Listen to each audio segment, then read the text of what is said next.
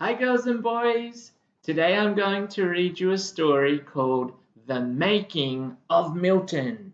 Oh yeah! What do you think the making means? The making of Milton.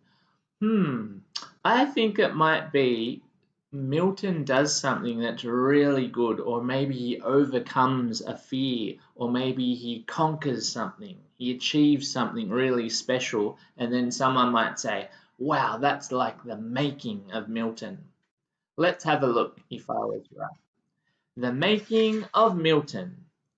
Let me tell you about Milton before he got so scared. He used to be adventurous. All these trophies, all of these pictures of him doing fun things. But now he never dared. Oh, he looks sad now, he looks scared. Oh, Milton, he's a brave young boy, is what they used to say. Why, he goes on fun adventures almost every single day. He climbs up all the tallest trees, then swings down on a rope. Yee! He rides his bike up long steep hills, then races down the slope. Yay! But as he had got older, he had somehow lost his way. Oh no. He found a new thing scared him when he went out every day. He wouldn't play in football games. He'd always stand aside. He feared he'd fall and hurt himself, and so he never tried. Poor Milton.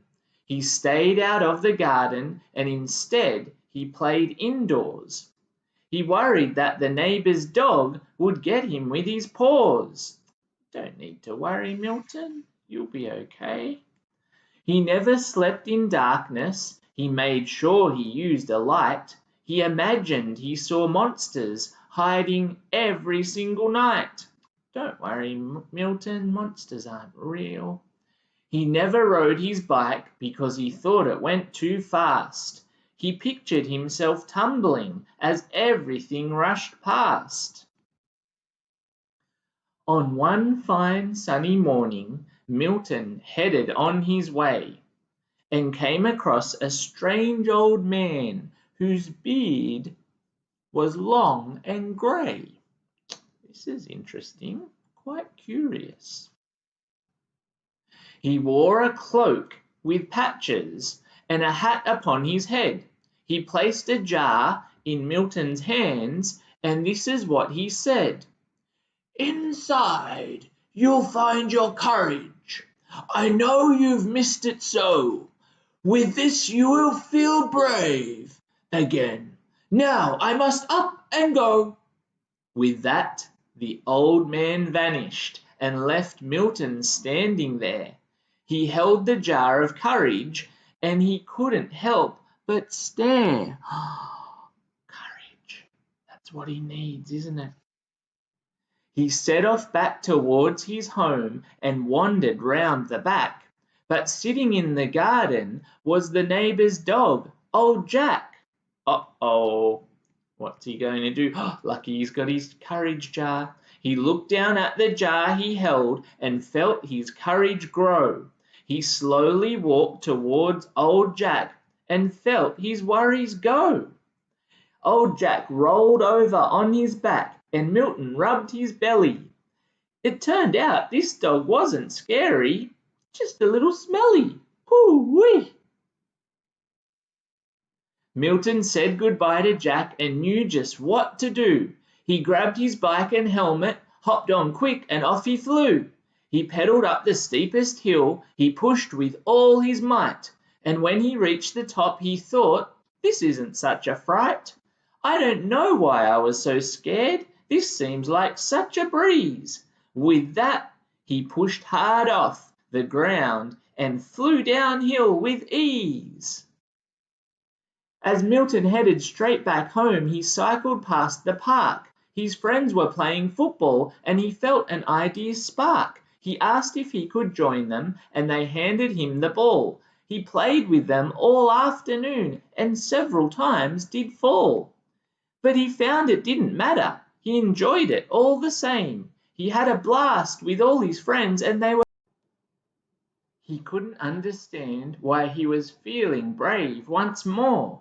Then he thought about the jar as he sat down upon the floor. He took his backpack off his back and opened it with care. He reached inside to find the jar,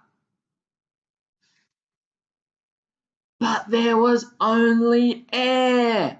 Uh-oh.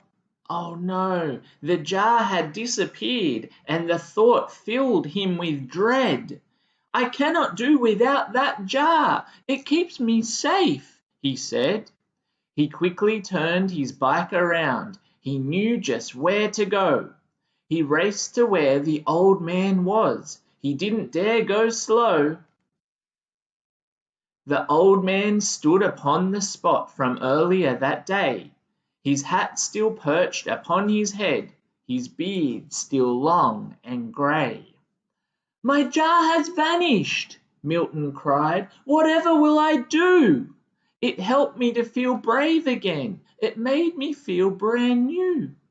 Without it I'm not brave, and I will never be again." His tears fell down upon his shirt and soon left quite a stain. The old man turned to Milton and he said, "That isn't true. The jar was never special. There's still courage inside you. You didn't need to use the jar. Your heart was always strong. Your courage never went. You see, you had it all along." Again the old man disappeared, no sign of him around. So Milton sat and wondered, has my courage now been found? He'd faced up to the neighbour's dog, he'd cycled down a hill, yet none of this had scared him. Now it just gave him a thrill. He thought about the future and he saw how it could be. Now that I have my courage back, there's nothing to stop me.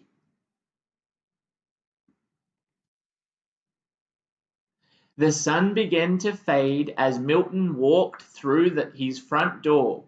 He was tired from his adventuring, but still he wanted more. He couldn't have felt better after being scared so long.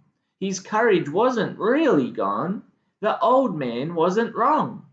He climbed into his bed and then he turned out the bedroom light. He didn't even think about it being off all night.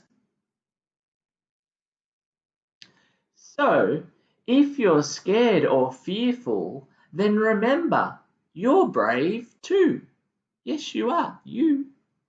Just like Milton, you can find it. Your courage is in you. Girls and boys, I hope you enjoyed that story, and I know that I can sometimes be a little bit scared. There's things that scare me a little bit, but there is courage inside all of us. Milton felt as though that magician or the wizard had given him some special magic or powers, but all that did was make him believe he could do it, make him believe in himself. I know that if I believe in myself, I can do it. And I know that's the same for you too. Everyone's got courage inside of us, and we just have to believe in ourselves. I hope you have a wonderful day, 2W, and I'll see you next time. Bye.